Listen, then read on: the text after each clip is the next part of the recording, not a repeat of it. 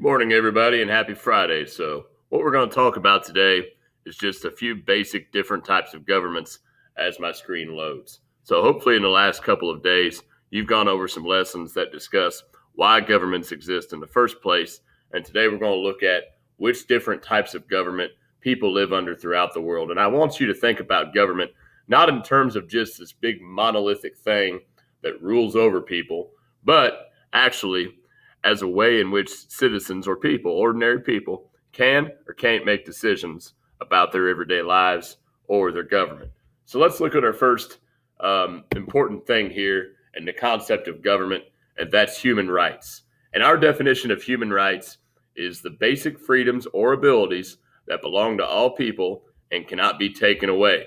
So you can think of some examples, and I'll challenge you yourself. Look up our freedoms that are guaranteed to us as American citizens and our First Amendment. Those are examples of basic human rights.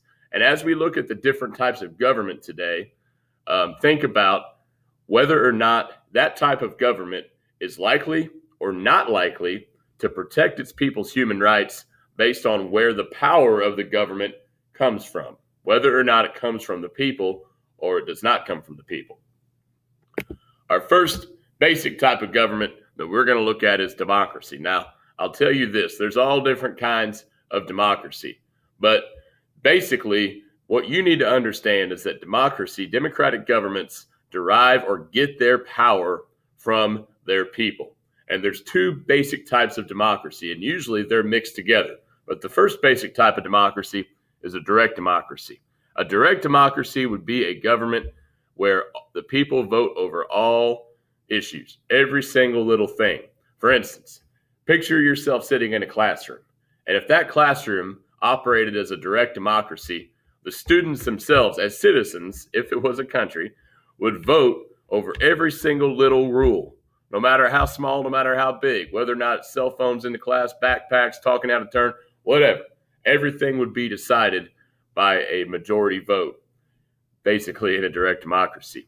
The other type, which hopefully you're a little bit more familiar with, would be a representative democracy. And to use the same setup as a classroom as if it were a country. In a representative democracy, that class would as a whole, instead of voting on issues, they would as a whole vote on just a few leaders, few representatives. And those representatives would then vote on the issues for them. However, in a representative democracy, if the citizens don't like what their elected leaders are doing, they then have that option in the next election to remove them from power by voting them out of office. We have a type of representative democracy here in the United States called a republic. And we'll get more into detail in the coming days and weeks. But those are the two basic types of democracy, a direct democracy and a representative democracy.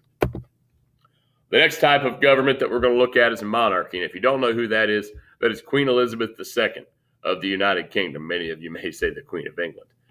A monarchy, basically, is a type of government where a royal family or a royal dynasty passes down power from generation to generation. So whenever the ruling monarch or king or queen or sultan or whatever title they may have dies, they pass it on down the line to their family. There's two different types of monarchies, basically. One is the kind which the queen has to follow, a constitutional monarchy. In a constitutional monarchy, the queen or the king or whomever has rules that they got to follow. For instance, here in the United States, we have a constitution that limits the power of the federal or national government. And a constitutional monarchy, that constitution, written or unwritten, also governs or gives a set of rules to the monarch, the king or the queen. The other type, and it may be hard for you to see that down there, I apologize for that, is an absolute monarchy. In an absolute monarchy, the monarch or king or queen has total control. And there are countries that have an absolute monarchy. A prime example being the country of Saudi Arabia. And finally, a dictatorship. A dictatorship is a type of government that is ruled by one all-powerful leader. You see two famous 20th century examples there. This dictator can rise to power through an election or by taking control through the military, but in general, they do not give out a lot of human rights. Those are your basic types of government. Thanks for your time today. Hope you all have a great weekend. See you.